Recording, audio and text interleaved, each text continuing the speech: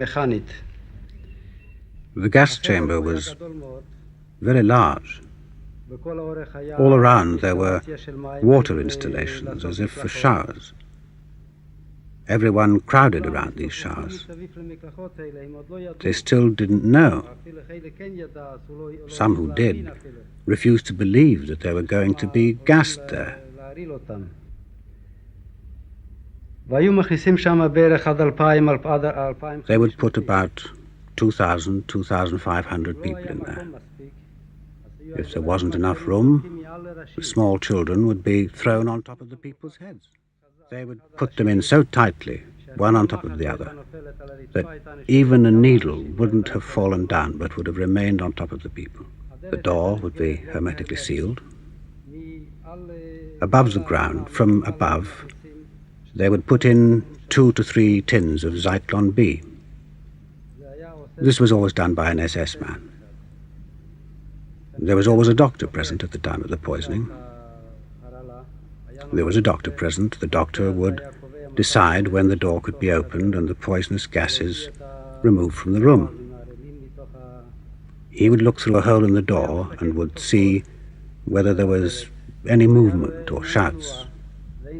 According to this, he would decide. There were those who started to pray. Most of the Jews there were Orthodox. They didn't believe that such a thing could be. They were willing to die in the name of God, but revolt was impossible there.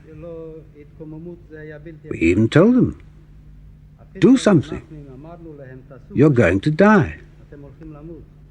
But they didn't believe it.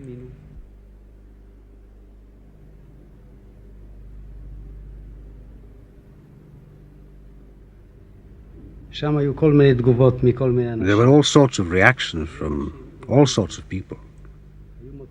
There were disabled people. They would take out their war service cards, showing that they had fought in the First World War, with all kinds of distinctions and medals which they had from that time. They shouted, "What's this? We fought for Germany, now they're going to burn us, to kill us? This is impossible. We protest against such a thing." But everyone just laughed at them. Because they didn't take it seriously, these SS men. They laughed at the whole thing. There were invalids whom I helped to undress, as they couldn't do it alone. There were many of us who helped. I would talk to these people.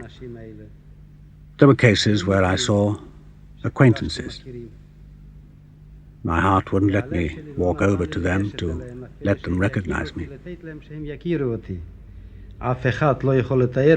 No one who hasn't undergone such a thing can imagine what the will to live is, what a moment of life is.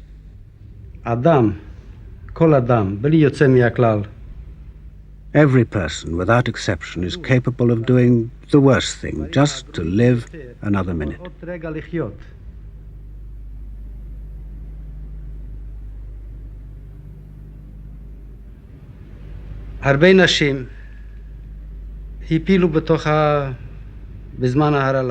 Many women miscarried during the poisoning. People hit each other, people scratched with their nails, there were fingernail marks on people.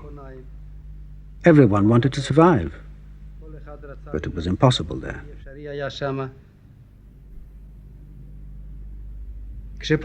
When the doors were opened, they took out the poisoned air with an electric fan.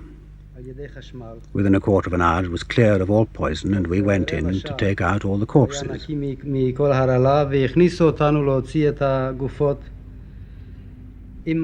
We took them up by lifts to the ovens.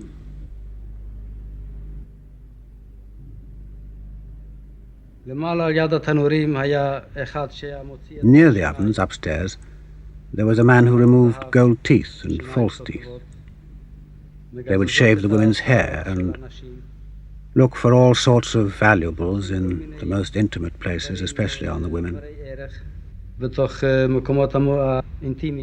In the oven, it took 15 minutes to burn them. Only a few ashes were left from all these corpses. מכל הגופות האלה.